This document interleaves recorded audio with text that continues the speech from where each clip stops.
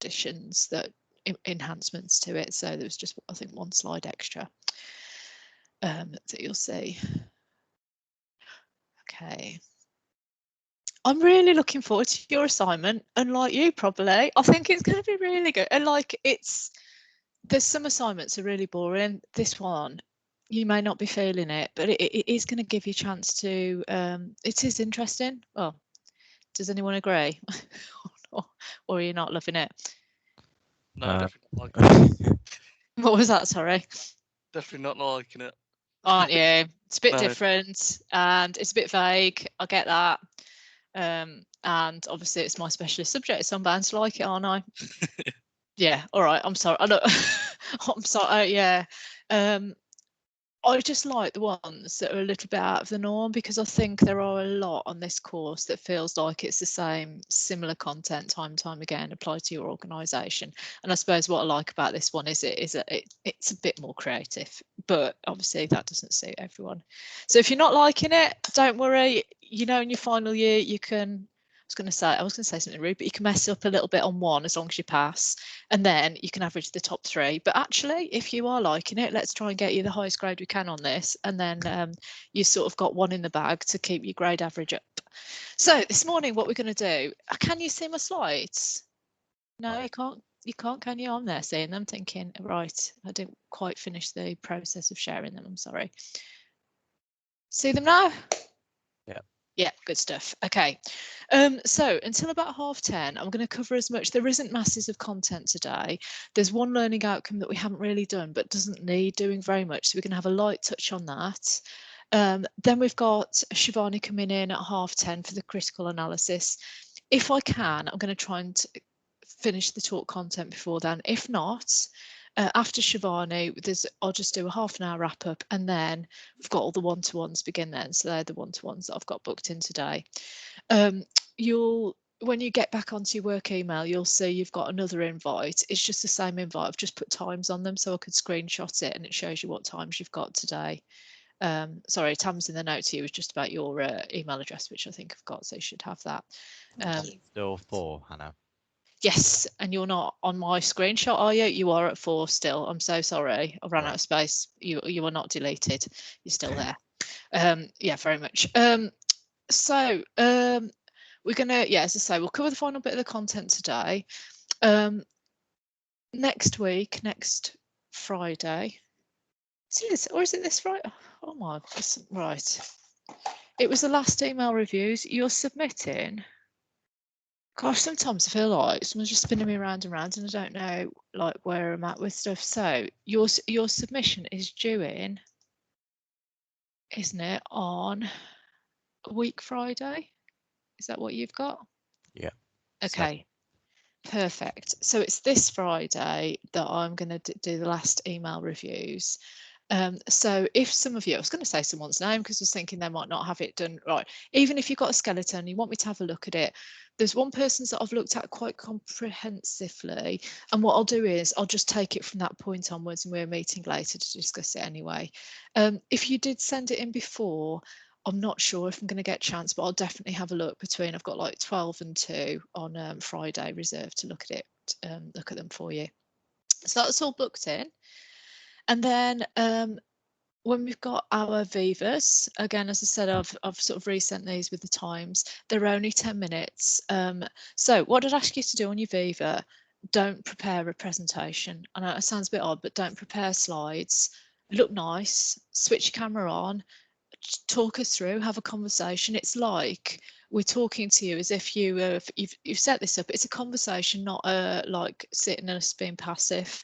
So please, I'm hoping because you'll have submitted it so close to when you're doing your Viva that it will be sort of, it's almost like you just need to sort of reread it and be really familiar with it. And I'll have marked it so recently, I'll have questions about it, but it's really about talk us through your ideas. Okay, so why are you thinking that? What's, you know, what's different to sort of maybe where we've been before? What's, you know, just give us some idea as to why you're suggesting it. So it's definitely meant to be a conversation, not a, what have I got? Sorry, I don't want it to be a yeah, just where it just feels like it's a one-way thing.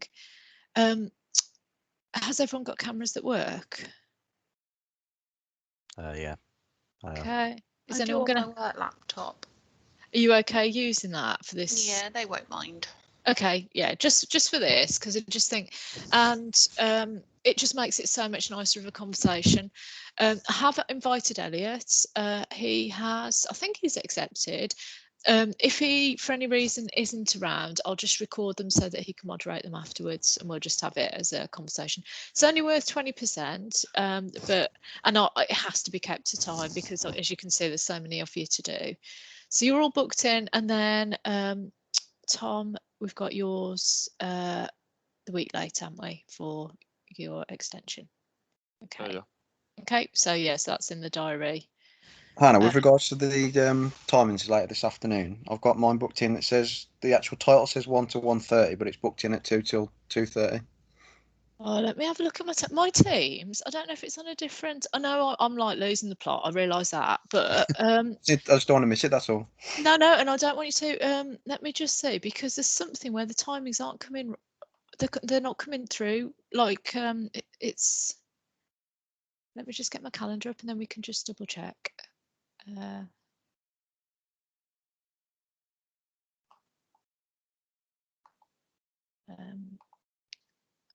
Okay, so this afternoon.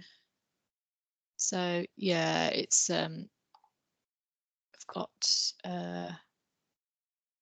1:30. Robert Mills is 2 to 2:30. It's my mistake in the title. Yep. It's definitely 2 till 2:30. Okay. Yeah, no worries. That's fine. I'm so sorry, and thank you. That's all right. Now I just wanted to make sure. Yeah, of course. Yeah, and it wasn't anything to do with the diary. It's just human error, of which there's more than there should be at the moment. Okay, brilliant. So that's all sorted out. We've got that. We've got your Vivas. Any questions or concerns about the Viva? So it's just a chat, essentially. It's a chat. I know it sounds like really odd, isn't it? But it's like it's a chance for you to talk through the sort of ideas that you've got and to explain them a bit more. But as I say, it's sort of like it would almost be easier to put a couple of slides and hide behind them and have a script. Don't want that. We want you to sort of just say, so come to put this plan together. Tell us about, why have you chosen this particular segment? How do you think this aspect of it's going to work? So yeah, it is. What do you need to upload then? Is it just your assignment again? That's the point, and I do need you to upload something, otherwise I can't put marks on it.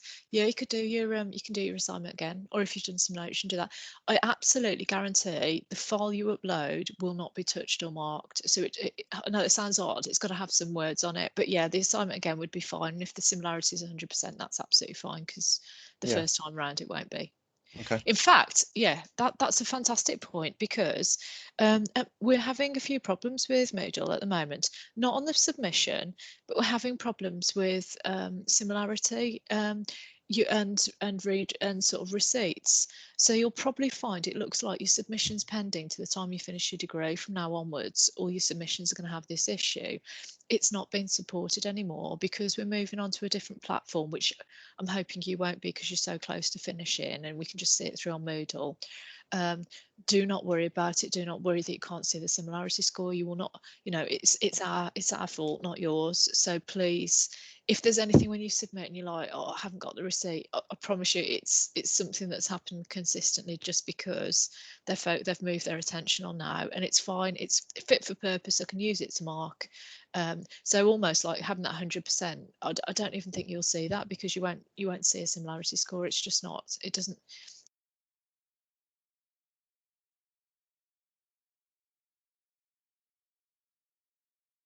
Hannah, I think you're muted. Someone did it. Who did that? No, it had a little note saying someone's muted me. Cheeky devil. Right. Can you hear me again? Oh no, am I still muted? No, I can hear you. Oh, okay. I was going to right, okay, good. I'm back. Yeah. So, right, extended marketing mix. So I absolutely want, right, when you're writing your assignments, just bear in mind that where you're going to get lots of marks is going to be on the marketing related concepts applied to the casual dining group. Okay, so things like the marketing mix, things like before that, segmenting, targeting and positioning, the SWOT, the PESTLE, if you want to put those in, give background information as to the environment we're operating in. They give you a chance to do some really good referencing as well to show the situation, but make sure you don't spend all your word count on those, and make sure it comes into these aspects like the marketing mix, because that's marketing, that's what we're looking for in the assignment. So you've got products and you've got services. In terms of the difference between them when it comes to marketing, why would we need a different marketing mix for services? What's different about a service? What makes it more challenging to market, if you like?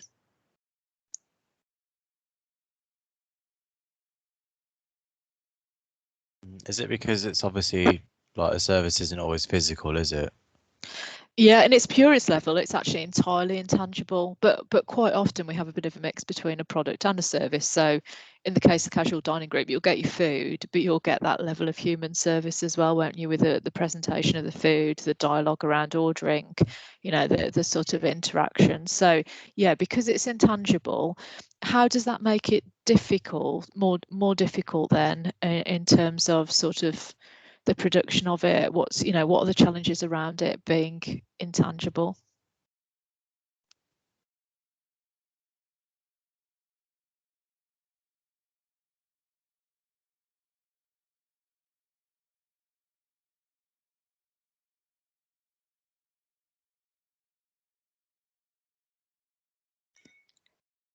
Okay, I'll fill the gap.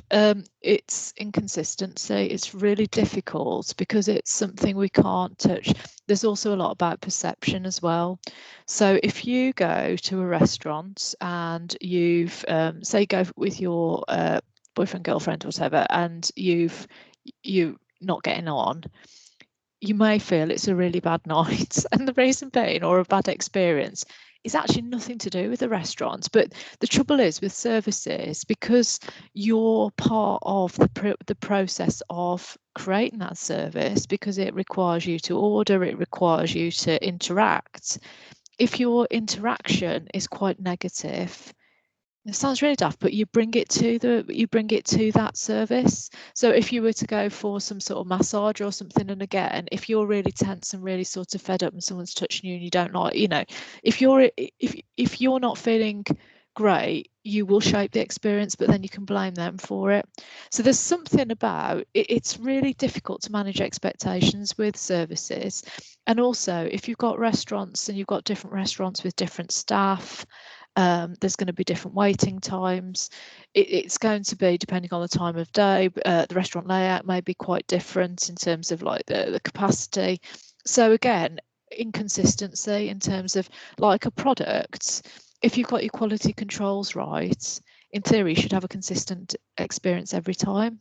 Does that make sense? So with a service, what we need to do is provide as many touch points as possible that give a level of consistency and demonstrate quality. Does that make sense? I'm not on mute, am I? Yeah, thank you. It does make sense.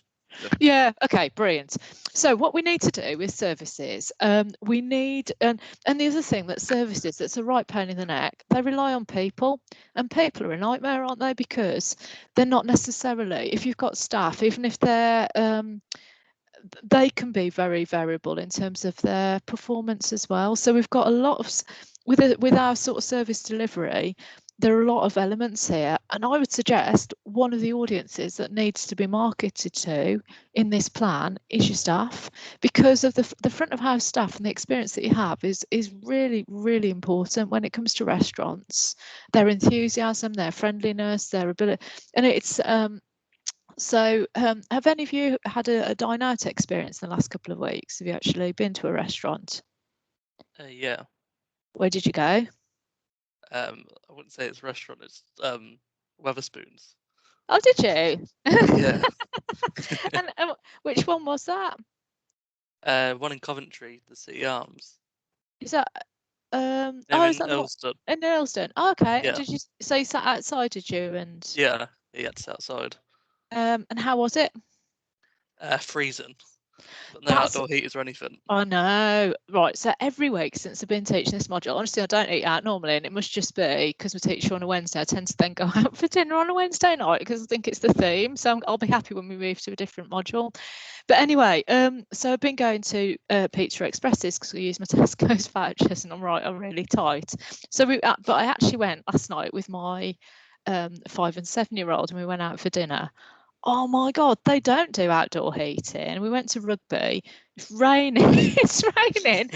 I mean, it is really unusual going out for dinner and packing blankets, isn't it? So we're there, and I've literally got a backpack with blankets, with like umbrellas.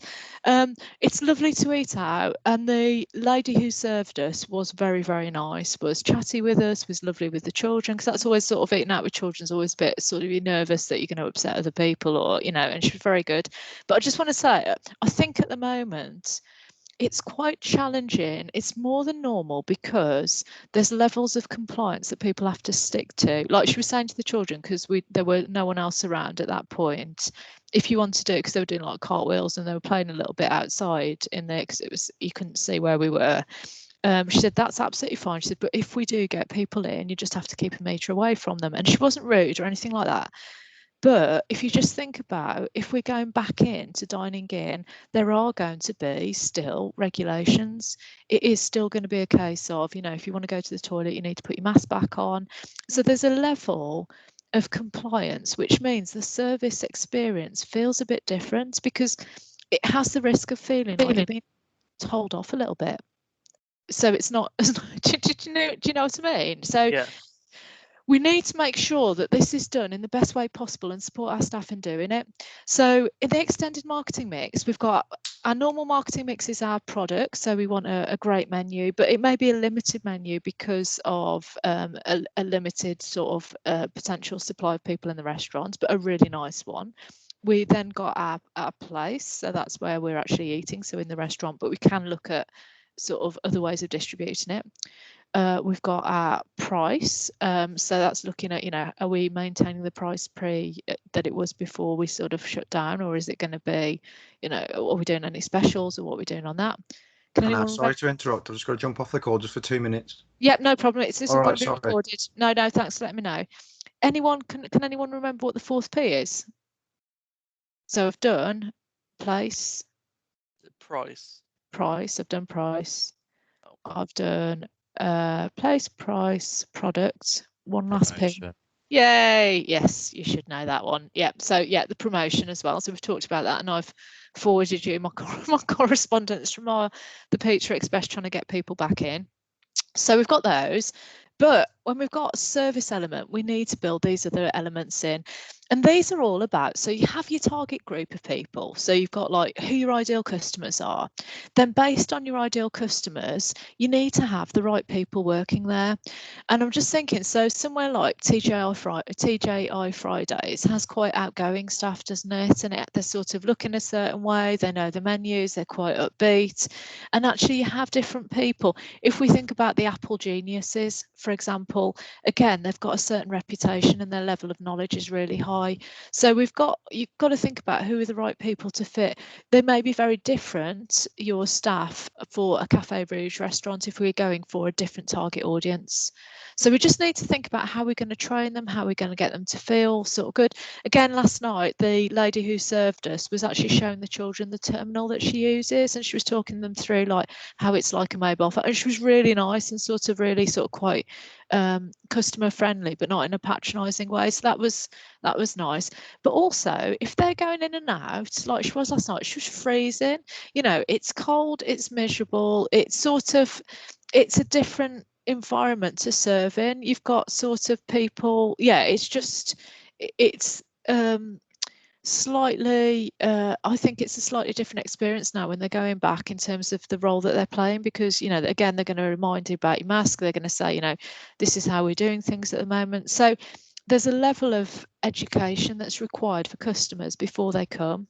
And I think there's an opportunity there for communications, actually, to communicate with people coming to the restaurant and sort of just setting the scene a bit. This is what it's going to be like when you get here. This is what, and since I've been to the Pizza Expresses, they have commented on how have you found the experience post-COVID. Do you feel safe? Do you feel this, that, and the other? So, you know, back to our initial, one of our, I think the second lecture where we looked at research. So they're trying to measure perceptions. Processes. So this is even in a service delivery, to ensure consistency, we have to follow certain procedures. So the way that we take orders, the amount of time that it takes to get back, the way in which communication information is given, you know, what sort of you know, the speed of delivery as well. So ensuring all the processes are in place. And I think you wouldn't do too much on that at all. I think you'd just sort of maybe put a bit of an explanation as to how the processes might be changed in the COVID, but you're not going to go through and do a sort of a script on like how they're going to do it, because yeah, but you just touch on it as one of the marketing mix extended elements. Now, physical evidence. Physical evidence is the things that we can take away. It's the things we can touch, which sounds odd because it includes websites which are intangible, but it's everything that sort of almost gives an impression about what the restaurants or the brand is like, the uniforms when we walk in, even things like the bills and how they're presented. Yeah, it's sort of, it's really so it can tie in quite closely with the place. Can you think of any sort of things that people might actually take behind or keep, or, you know, anything for a restaurant in terms of physical evidence that would be? Might take a couple of nice sauces. What? A couple of nice sauces? Sachet sauce. Is that back to Wetherspoons or McDonald's? Yeah. I don't know. I don't know what you'd say, to be honest. Yeah, I don't. Take like glasses and stuff home, don't you? Is that just me? Oh my God, I'm moving house soon, so I'll have to bear that in mind. I'll have to go to the same restaurants and build a full setup. Some people do, don't they? No, I've heard this. They like nick them, don't they? But yes, obviously we've found one.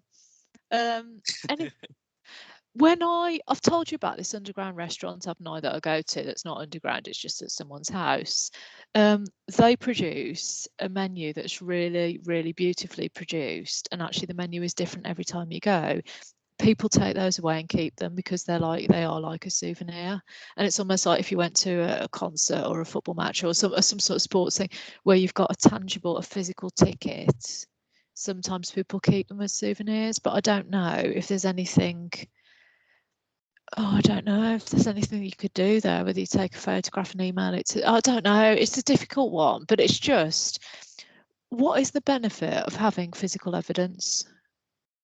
Why would we even be discussing it or considering it as part of the marketing mix? Just because it might generate, I don't know, like some sort of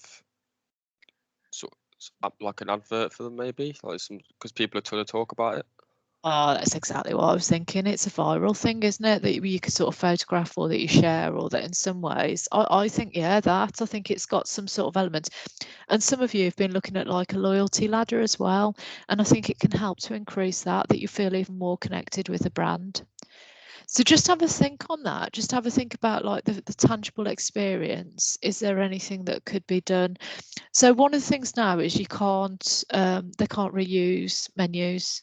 So if you're having a menu, it's got to be thrown away afterwards. So yeah, again, like last night they were saying to the children, you can either keep a menu drawer on them, throw them away, but we can't use them again. So just have a think about if there's anything that could be given. The problem is with anything that's touched is, again, this COVID thing that we're just trying not to have too many items like that. So even now, like oh, it's interesting you're saying about the sauces, actually, like the sachets. They're you don't have bottles of things anymore because they're just sort of looking at single portion things for the same reason that actually they don't want being touched and used. So yeah, just have a think on physical evidence. If there's anything, I'm convinced there's some stuff that you could do that would be no cost, that would allow people to sort of share their experiences more. And it might be that you're encouraging people to share their meal and tagging where they're eating it, and they might be entered into something, or they might be part of a community if they do that. So just have a think on how that can be used. Other things that you could consider when I'm just thinking about physical evidence, you could, there could be takeaway boxes, so that if people haven't finished their full meal, that they've got that sort of takeout service that they can have. But I think it's, I don't know, it's just about trying to get people from just being customers to being a sort of a step up in terms of their loyalty, so how they can use it to differentiate themselves. Has anyone got any ideas of anything that you've seen that works well with restaurants? Have you ever had anything that you thought, oh, that I wasn't expecting that, that's really good?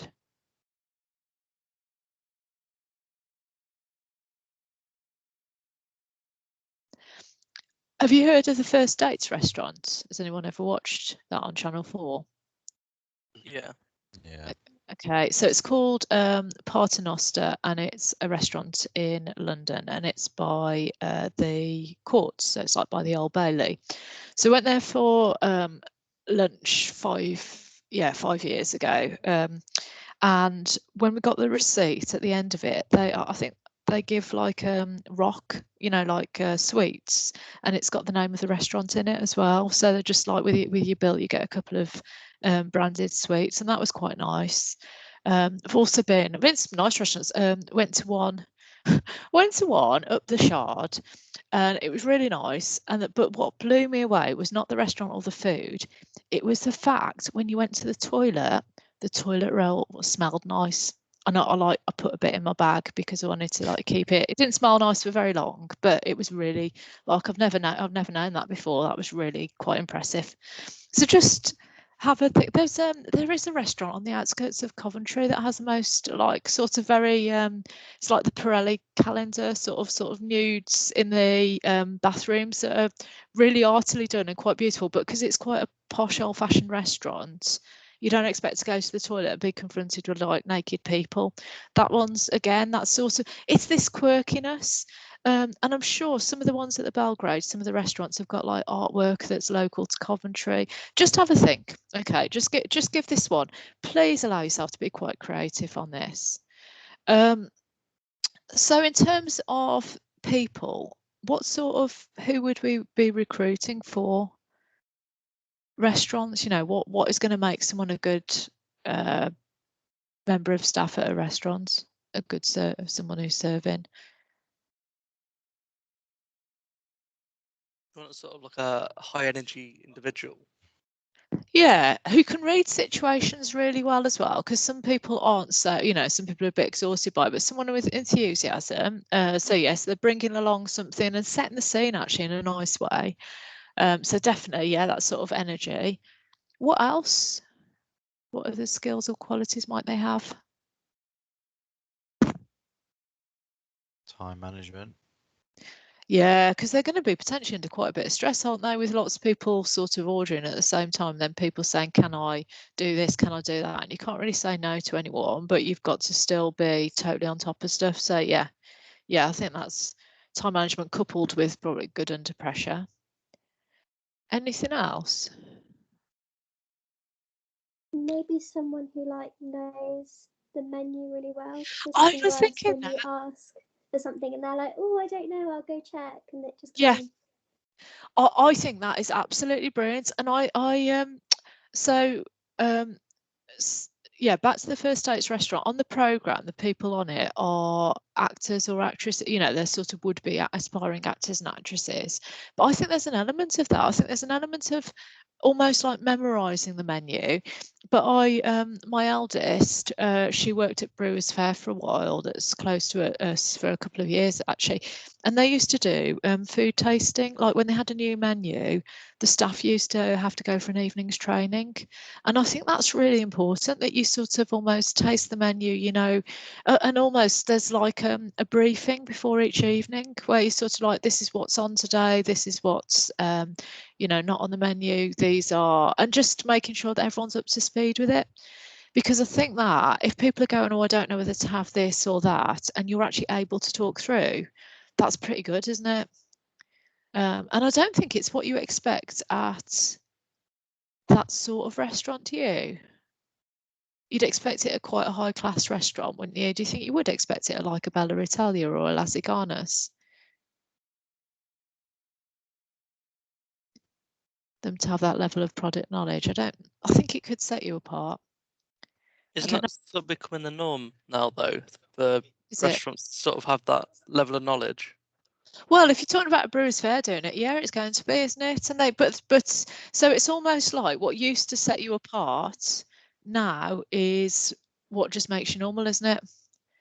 But if that's what makes you normal, you've got to do it, haven't you? You've got to make Yeah. sure that the staff are fully trained and fully briefed. It's a bit like what I consider it, you know, like when people are at hospital and they've sort of got the staff handover about what's happened and who's in and that sort of thing, that you do the same thing with like what's on the menu today, what's not going very well, you know, what's yeah, anything special that we should know about, any parties that are booked in that have got like birthdays, or it's that sort of feel, isn't it, really, that I'm thinking. Okay, so would you expect high staff loyalty? What a sort of Restaurants? low paying job, relatively low sort of paying job. Depends. Well, I don't think in this day and yeah. age I don't think if people just want a job and they don't stay at jobs. Do you think though that, you know, when you were saying a relatively low paying job, do you think even things like shifting it, so if you think about Aldi in the supermarket world, that pays more, doesn't it, than normal supermarkets? Is that right? It definitely used to, but I think the living wage pushed everybody up a bit. Yeah, I'm not sure to be fair. But I'm just thinking, actually, maybe it doesn't take too much in something like a restaurant to pay a bit more and to treat people a bit better. And actually, I think the result of that would be the customers have a better experience, do you? I think it's all like having a good like tips policy and stuff like that to make everyone feel. Because that used to be bad, didn't it? Do you remember? Because it was in the news, wasn't it, about like how much percentage of tips actually got to people? Yeah, they need to have like a transparent policy. And yeah, that they and that the customers know as well, because the customers might be thinking they're being really generous and the staff are getting nothing or very little. Okay, yeah. So just think on that, because I think the people are part of the USP. Actually, I think they're quite a key part of that. And so just as we're trying to build loyalty with our customers, how can we build loyalty with our staff? Because if we've got the right sort of people, who there might be people, and it's not because they're just at a stage in their life where they're not looking for massive progression, they just want to have a job they enjoy and they love this restaurant, and there's, you know, so it's something. So if we can get that, I think we'd and actually it is really nice if you go to the same restaurant, you see the same people serving you, you know, there's something that sort of says it's you know, it's a nice place to work, it's a nice place to be. Processes, we just need to make sure that it's just as seamless as it possibly can be, in terms of I don't know, just even the waiting experience is a pleasant one. I think at the moment, because there's not masses of demand in restaurants, service is quite fast. What's have you got any ideas as to how to keep the processes good even when it starts getting busy? Do you think it's speed is the main thing, or what do you think it is that people at restaurants, do you think it can be too fast? What do you think they... Yeah, speed's definitely important, because if I was going to a restaurant and I sat down and then within 5 minutes I got my food, I'd be thinking, hang on, like, you know, it's just been sat there. You know, you have to, I think there's a certain amount of time, you know, like minimal amount of time that a customer would want to wait, because, you know, it's quite concerning if it's not going to be like fresh then, is it? Yeah, that's what I was thinking. There's a balance between the two, isn't there? You don't want to be waiting for ages, but also if you're going for a social experience as well, you don't want to feel like you're going to McDonald's. you're getting rushed in and out. Yeah, because and I think as long as you kept informed about, say you've been in there waiting for a table for 15 minutes or something, and someone needs to come over and let you know that we'll be ready soon, just so you don't feel like you've been forgotten about.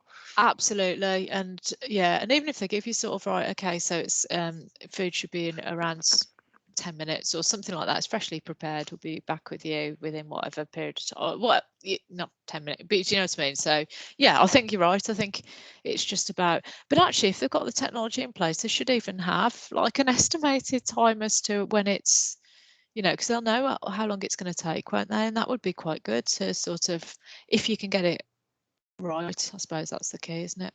I think as well, people are more like patient with waiting now after the pandemic. You know, they understand that there's limited like staff working, so people are generally a bit more patient. Yeah, Bit I don't. understanding. Yeah, I think. Yeah, I think things have. I just wonder as we grow and get back up to capacity, how people are going to. It's really, because this is back to this service thing, isn't it? Because you can get people that are, and the majority of people would be like that, but then you might not. You know, it's just managing people's expectations, isn't it? Again, just touching on the service thing, if you've got like a nice, you know, waiter or waitress and they're pleasant with you, you wouldn't mind waiting. But if they're going to be, you know, arsy with you, then it's just going to make the experience even worse. Yeah, and if they're feeling stressed and they don't know what they're doing, you know, it's just awful. But also, I'm just thinking about like, if you've got family-friendly restaurants, that can be annoying for people who aren't like going out on a date, or they just want to catch up with their friends. And you know, my children doing cartwheels yesterday was okay when there's no one there, but I'm sort of, when the people are there, they can't be doing that.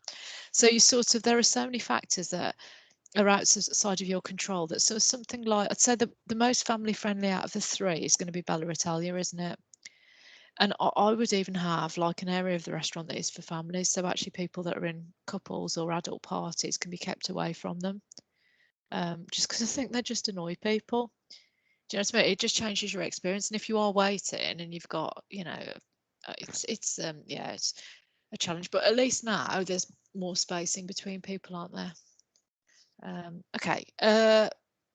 So are you okay for those three? Just this idea that we've got these three extra things, and I think they have got the scope to do something. You've got the scope on those to sort of come up with some recommendations anyway, and just to think what the norm is now and how do we even step it up so we are the restaurant of choice.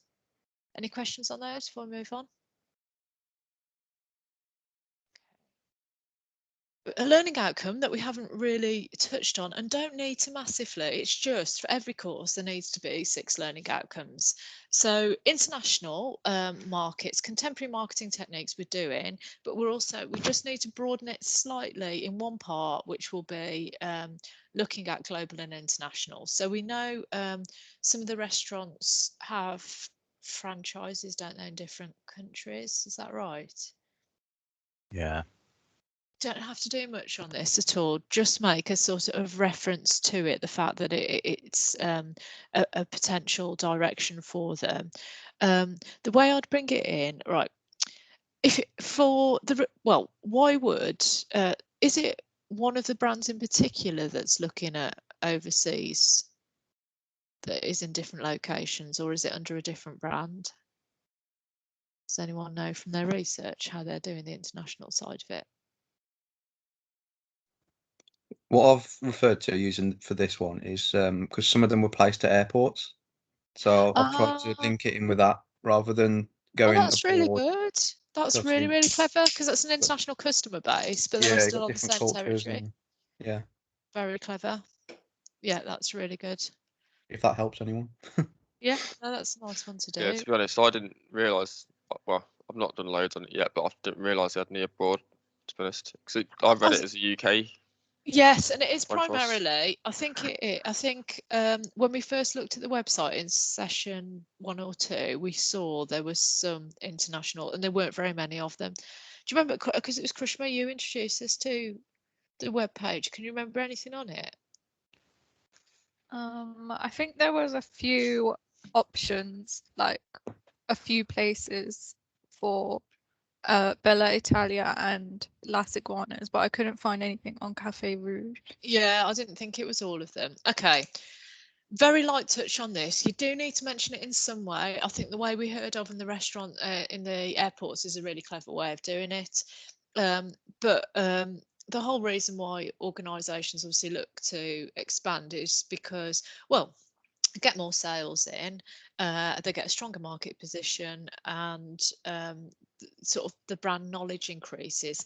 However, the costs of promotion are obviously significantly higher. But if you've got people that travel that are your customers that are sort of quite well educated, they're likely, without much additional advertising, if they see a brand they know or like in a different country, could well gravitate towards it. So you might have quite a high expat community if you're in a particular location where there are a lot of sort of Brits that are familiar with Lasagnas. Then you might end up with sales sort of almost incidentally because it's like home from home.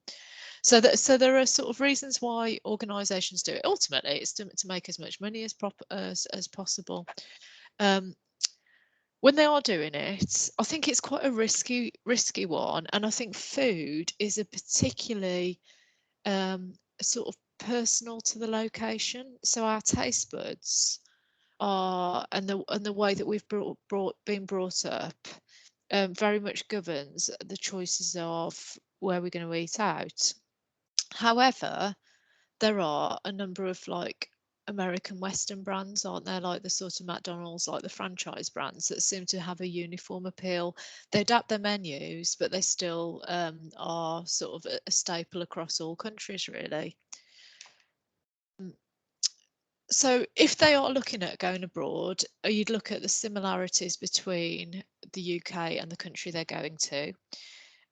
Which country, a bit of trivia for you, is the most similar to the UK? So if we were looking at going to another country and we decided that culturally we want to go to the most similar country we can, because there's going to be, we can stick to the same sort of menu, people are very similar in their tastes and preferences.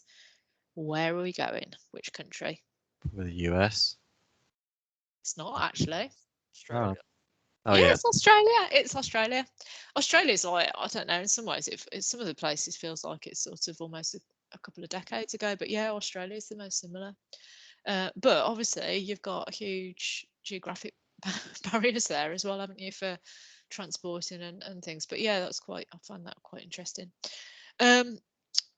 So yeah, geographical proximity. So how close or how convenient is it? So obviously the airports actually, right, there was a strategy for, I don't know if it was beer, I don't know if it was Cobra beer, but there was basically, when I've been teaching international branding, if you wanted to get your brand into different countries, you almost do it on a step-by-step basis. The airport's like step one, and then the airline is step two, because if they're going to a certain location and that's where you want to get your drinks, you almost get the airline, the national airline, to start stocking them. And then you sort of almost acquiring a taste on the flight, and then ultimately you can then end up in the country and sort of start more activity there. So it's interesting how it can be, it doesn't just have to be suddenly going there. It's sort of almost testing it in different ways. And then actually, if we are going to go for a certain country, obviously there's a lot of investment involved in terms of getting everything set up. The customer's going to like it, the infrastructure we need. So really, this is very, very light touch, and I really don't want you to do much on it. But one thing I would be interested in is, would you recommend that they have the same menu or the same proposition, which is undifferentiated, or do you think that they should change their product, price, place, promotion according to which location they're in? Can you think of any examples where food restaurants are identical and actually are undifferentiated across the world? McDonald's. No, have a think about it. So McDonald's food, when you've been to different countries, where have you eaten McDonald's? Yeah, it's different. Have you travelled the world with McDonald's and been everywhere with it? No. Has anyone experienced it in different countries and noticed the menu changes? Yeah, it's different. Most countries you go to be fair, last week. Massively different. So you do think, because it's sort of almost because their promotion is quite similar in terms of like their branding is the same, it's always the arches, their place feels the same, but they do huge product variations. So if we went to China, we'd find there's a lot of rice-based products. If we go to India, there's no beef. If we go over, it's all fantasy at the moment, isn't it? If we were to go over into Europe, we'd be able to have a beer with our dinner at McDonald's. You know, they sell alcohol, they sell different types of breakfasts, more continental breakfasts there. And then another key difference is the price for McDonald's. And have you ever heard there's an economic indicator on how expensive countries are, and it's called the Big Mac Price Index? Has anyone heard of this? I promise you it's not made up, because it makes it sound like I'm just like coming up with all sorts of rubbish. But yeah, the Big Mac Price Index is, if you decide you're going to go on holiday to, or you're thinking of a couple of different countries, what you could do is look at the equivalent price of a Big Mac in this index in those countries, and what would it tell you?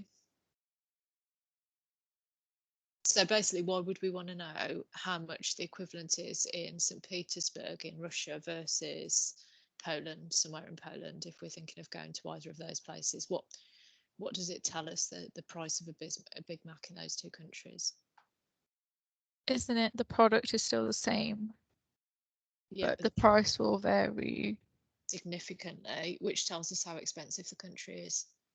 So basically, it tells you like almost the cost of purchasing. So if for example, in Russia, a Big Mac is really expensive. In somewhere like, I don't know, like a Thailand, it will be quite inexpensive. So I know if I want to, I might spend X amount of money on a holiday to get there, but I don't need as much money if I'm going to Thailand than if I'm going to Russia. I'll need quite a lot more money. So, but basically what I'm getting at with this is the price is very different. And you'll find that if you're going to buy, you know, particular branded products in certain countries, they're very, very different prices, aren't they? So, you know, if we're going to America, for example, that you might buy Levi's products because they're so much cheaper. That we're sort of looking at like how we're going to change things. I think for restaurants it is quite complicated, because I think for different, you know, even portion sizes, the different levels of spiciness, the menus, unless we are going for what we call a global customer. And a global customer is someone that's well travelled, almost like the expat customers. If we're doing that, flipping through my slides, I'm sorry. If we're doing that, then we can have a pretty similar, a pretty undifferentiated approach. But even then, even the McDonald's of the world do differentiate it. So McDonald's, as I say, they do like a local. Have you heard of the expression global before? Global, local strategy. So they sort of mix both. So this is just, you know, the level in which we're going to change what we do. The problem is, if we're going to change it considerably, there's no economies of scale, are there? So actually, there's less attraction. We might as well get as much coverage in one country. The only thing would be if that country was sort of going into some sort of economic situation where they're not going to be eating out as much, in which case we might want to have a balance by having other countries that are doing better. How does McDonald's do when we enter a recession?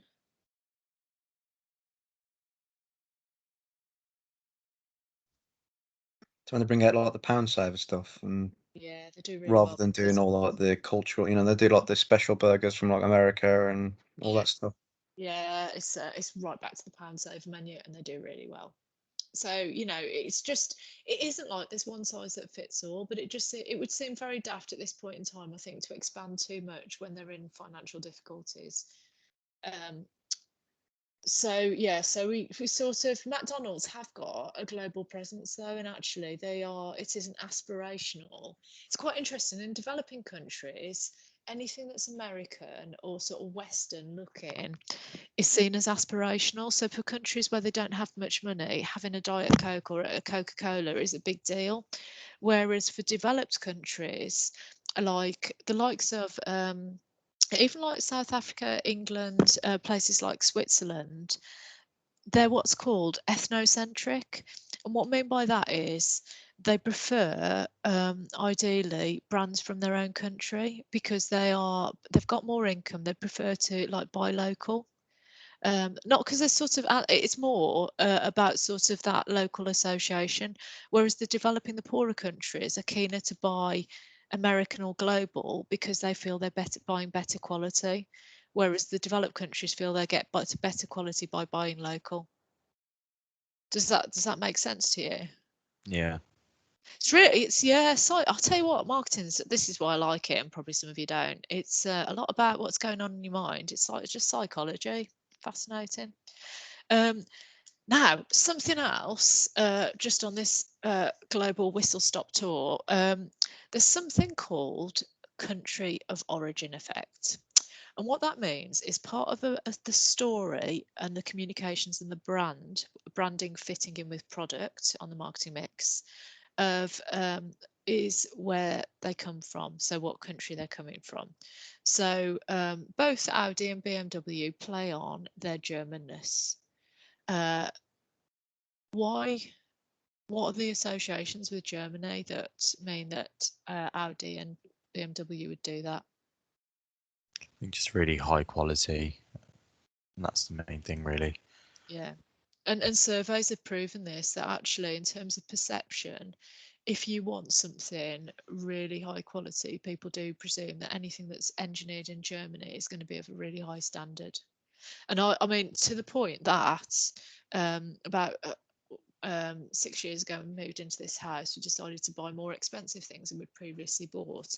We bought a toilet seat for I think it's about 60 or 70 pounds, so like really expensive toilet seat, and it was very proudly made in Germany. And I'd never thought a toilet seat would, do you know what I mean? But it's this brand association with different countries. How does it work for, because I think Aston Martin do this, don't they? They play on their Britishness. Would you say they do? Yeah, definitely. And how do they do that in their storytelling?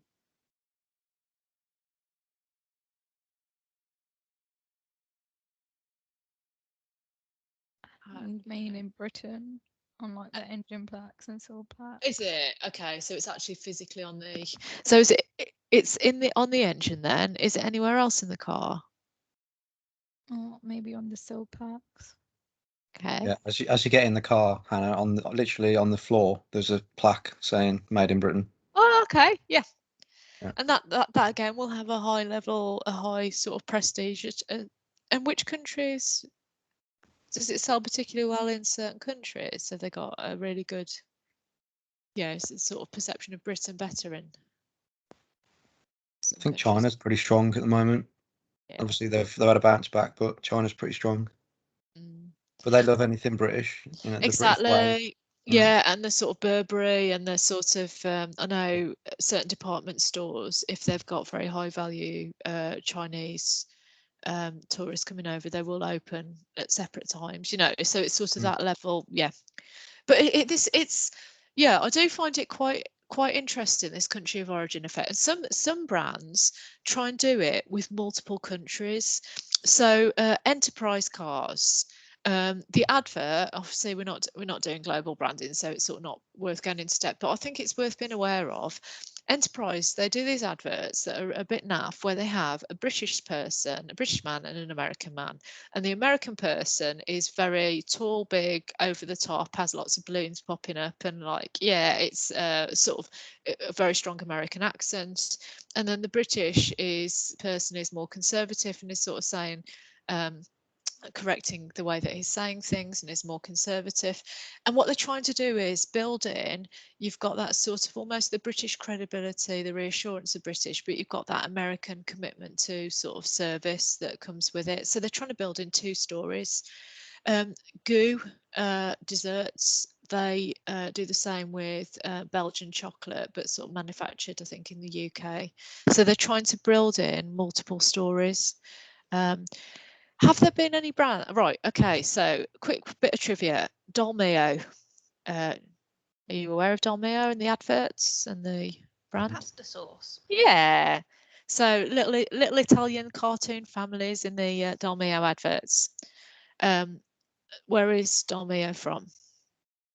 Italy. Australia, the parent brand is. Oh. So some of it is not true. Another one, Australia. So we've got Foster's. Do you remember Foster's Good Call, the adverts, which were the two guys, Brad and someone on the beach, and they would have guys ringing them up with questions. Yeah. Do you know why that finished, those adverts? Because they're no longer around. No, I'm not sure. Yeah, so in the advertising magazines and things that I'd occasionally read, they've got it was seen as the end of an era, because there was a sort of era where it was very much about like being laddish and being funny and sort of almost like our Paddy Power, but they decided that for Foster's it wasn't appropriate anymore, so they stopped that. But Foster's, it always had, so it felt very Australian. What's the thing about Australia? Why would they associate with Australia? What's the sort of country of, what's our country of origin? In fact, it's about stereotyping ultimately. So a lot of alcohol brands use it because we have certain connotations with certain countries. So what do we think about Australians? Drinking tinnies on the beach. Yeah, it's all very relaxed, very chilled out, very sort of easy, fun, and actually all brewed in Burton, which is near sort of in Derbyshire. So the story, again, it wasn't true. Another brand, not on a culture of origin effect, but that has had a huge amount of issues with their two brands. So obviously you get parent brands, and the parent brand is Unilever. So it has a number of different brands that operate under it. And it had Dove, which actually Dove in China is a chocolate, but obviously in the UK it's like more of a beauty brand. And you've got the sort of beauty products and the Dove Real Women campaign. So it's all about sort of inner beauty, and it's about championing women, and it's about sort of self-esteem, and it's this sort of loving yourself, and it's like has a real sincere, warm ethos. Another brand that Unilever owned was or is Lynx. And what are Lynx known for? What's their sort of brand position?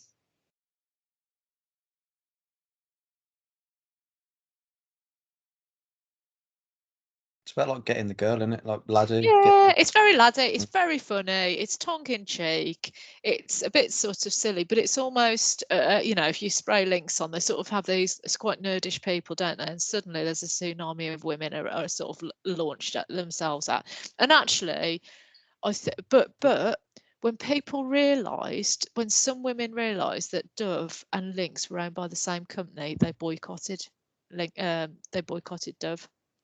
So then Dove went, then Lynx went really boring, and Lynx started producing adverts with guys like dancing and stuff that were quite nice, but it was like basically the theme was Lynx because guys have esteem issues too. And you're like, oh no, it's just so sad.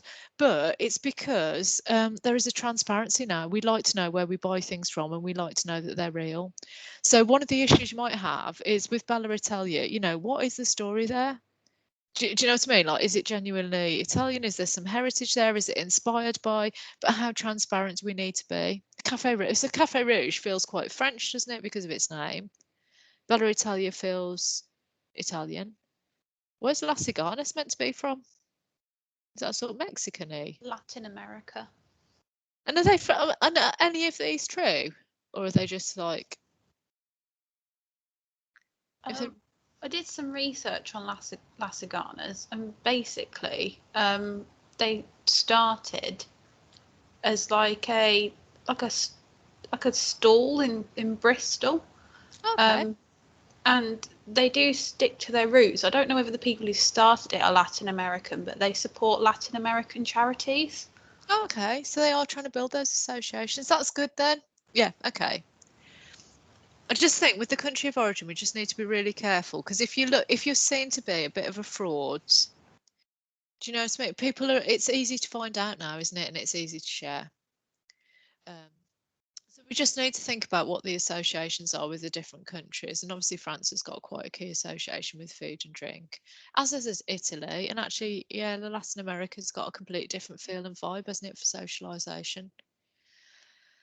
So don't do too much on don't be too like please don't write your assignment around learning outcomes. If you're going to use a template, have a look at what I've suggested and amend it if you want, but that fits them in much nicer than trying to do it by learning outcomes, just a bit harder to do. So there was another part on this that I wanted to do just before we finish in terms of the talk content, and all it is, the last part of the marketing plan is about controls and about what we're going to measure. What would that tie into? So there's an earlier part of the marketing plan early on. Can you remember what we'd be measuring against?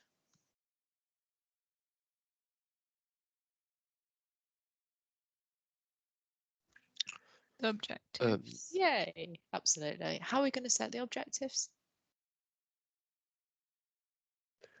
It's hard, isn't it? Is it looking at your competitors and just doing market research? Yeah, but also, yes, absolutely. If you can find anything on Mintel, that'd be really good. I think with restaurants, what they're interested in is how many, I think it's called how many covers they've got, so how many people are they serving? And that's the bit where you've got this conflict of sort of almost getting people in and out fairly quickly, but also making it not feel like it's quick, because otherwise you've got this level of sort of, I don't know, feeling rushed, and that's, not been a very nice experience. And this has been an experience when the restaurants opened in COVID some time ago, not before the help out to eat out. You almost booked, because now you have to book everything, don't you? You'd actually know what time you had to leave the restaurants as well, which didn't always, with some restaurants didn't always feel very good. So we're going back to some controls, but you can set the measures, whatever you think is a relevant objective. We're going to go back and we're going to revisit them at the end to see what's going to contribute to the performance. So in terms of key measures, we've got ones inside the business, but also looking at the public. Just have a scan through these, and if you're going to pick the top two, so pick one from internal and one on external, which ones would you pick as the most important if you can only measure two things?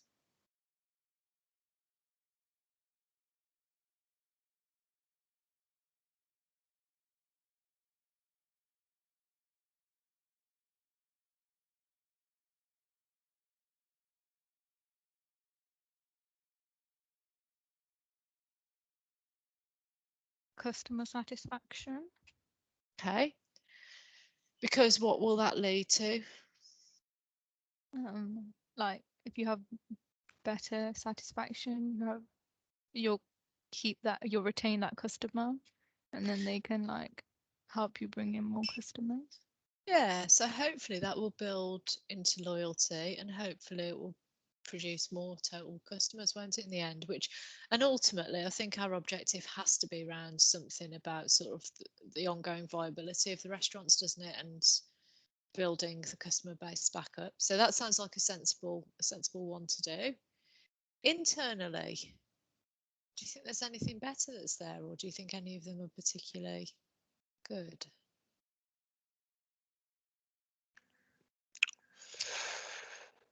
I'm not convinced they're great, to be honest. I'd say commitment to goals, maybe. Yeah. I was thinking that was how you measure it.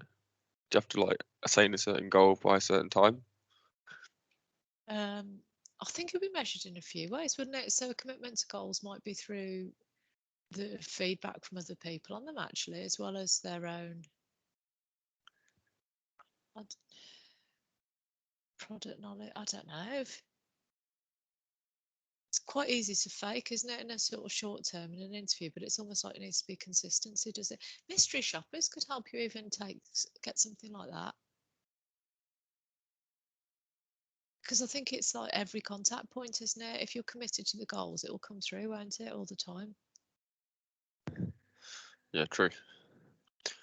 They're tough. They're really tough. So I've got some other ones as well. So marketing metrics, we need something to measure against, because what we're suggesting is, I like with this assignment, I think, given that we're just coming out of sort of restrictions are easing, people are going to be able to go in restaurants again very soon. So it's quite an exciting time. but it's also a very rapidly changing landscape. So I think traditionally, whereas a marketing plan might be for sort of a year or so, I think we're going to be talking shorter term to sort of try what you're doing, test and measure. So these marketing metrics will help us see if we're on the right tracks in terms of their performance. And then marketing mix, we can have some measures based on these and particular decisions that we've made. And I've got a slide on those that I think is quite helpful. And here it is. So these are on the original 4 marketing mix. Are there any? These aren't all relevant for our restaurant at all, restaurant business, but are there any on those that stand out in terms of being particularly helpful?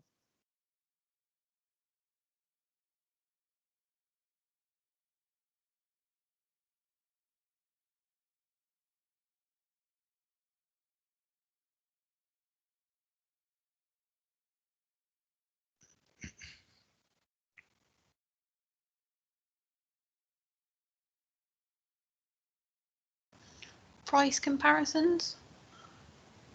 Okay, I think. Yeah, to see how competitive we are in the market. Yeah. Yeah, because that can help us see what position we're at, really, can't it? Yeah. Okay. Market share. Yeah, definitely, because we need that to increase, don't we? Because if that increases, and it may do, because actually there's going to be less people in the market, aren't there? I'm trying to think what restaurants have gone under. I'm sure there will be. It will be a sort of rationalised market with less in there. Anything else? I think you'd want level. Awareness. Yeah, I was thinking awareness and inquiries. Yes. Okay. Yeah. Bookings. So yeah, what we're getting. Very good. And we want to also work out cost per contact might not be the right way of doing it, but how cost effective it is to do our promotion. Because if we're doing most of our promotion to existing customers, it should be quite inexpensive actually, and should, if they're loyal and had a good experience and high customer satisfaction, achieve some really good results. And I think you would want to look at your place, because actually certain channels, certain restaurants are not going to be viable, you know, and actually which ones are the ones that have the highest turnover, what's the but I know it's not a similar comparison, but I taught somebody who's a manager at Aldi, and he's a manager in one of the Coventry stores, and he said, like, if you go over to Stratford, because he managed one of the stores there, like the average transaction is something like almost £100, and it's on fewer items, but it's higher ticket items. And then he manages the one, where's the one that's like the new, near the Blue Ribbon Island in Coventry, and it's got like it's got an Argos there, it's got McDonald's there, it's a retail park. Gallagher Retail Park. That's what I wondered if it's, yeah. So he's the manager there, and he said like the average sale there is going to be more like 20 quid. So what I'm getting at is the place will have significant implications as to the average spend per head. You know, you might still have restaurants that are full, but people order the cheap stuff or the discounted stuff. So I think it is worth something on considering, you know, is it worth rationalising some of the restaurants? Because I think actually at the how do you think restaurants do at airports? Someone, you know, when you mentioned that, do you think they can do a good turnover in terms of volume and profit? Typically, it's expensive, isn't it, at airports? You don't really get cheap. It's disgusting, yeah. We went to Australia for a month, a couple of for my 40th. 70 quid for breakfast. You like, Yeah. we haven't even left the country yet. I was It's like, like a tenner a pint, isn't it? oh, that was, yeah, this wasn't even for an interest, you know, it was practically crying. It was just like, Jesus, if we haven't even left and we're spending this money. But you see, you're stuck. You haven't really got the options. You can't bring anything through. You can't bring any liquids through, can you? So I couldn't like, I couldn't have my plastic bowls and my like pints of milk or anything and give them all cornflakes and tell them to eat up. You know, so you are really limited because of. So actually, I reckon the place would cost quite a lot. I reckon having a franchise, like a location in an airport, is probably going to be quite expensive, but I think the cost, I think because there's a limited amount of choice, you can really, really put your prices up, can't you? Because they have Wetherspoons, don't they, at at them as well at airports, and their prices are far more than they would be on like normally if you're buying a breakfast or something. Okay, so that was yeah, because you've just got a limited amount of competitors. So with the measures, what I want you to do, I want you to think about your original objective, and you can go back and change it if you want, but I want you to be, so you've got an original, like your objective is your selling point to us when you're doing your Viva. This is what we're trying to achieve through this marketing plan. Go, yeah, fantastic, get it, okay. And then at the end you're going, right, in order to achieve that, what we need to look at is, you know, what's our market share look like, what's our channel costs look like, how much is it costing us to promote, what's the relative pricing like. So I'm not saying all of these, but you just pick a couple of key measures that will help to contribute to that overall objective.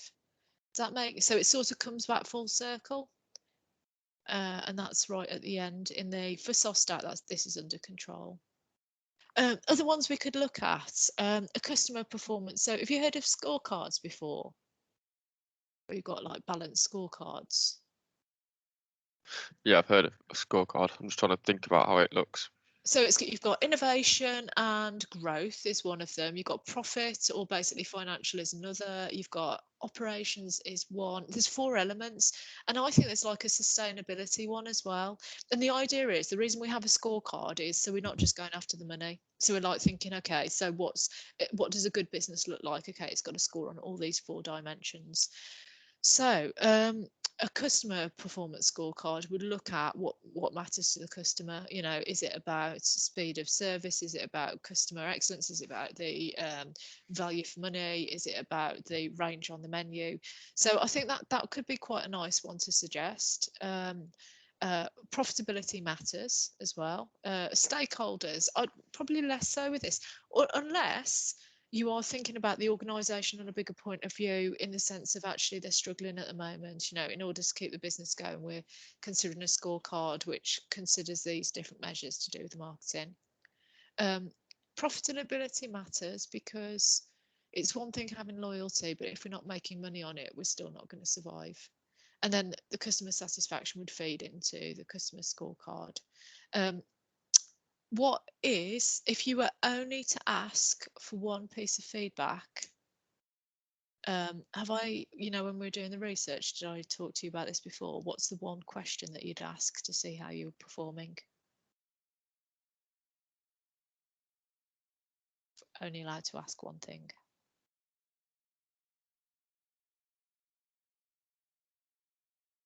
So just repeat that, please.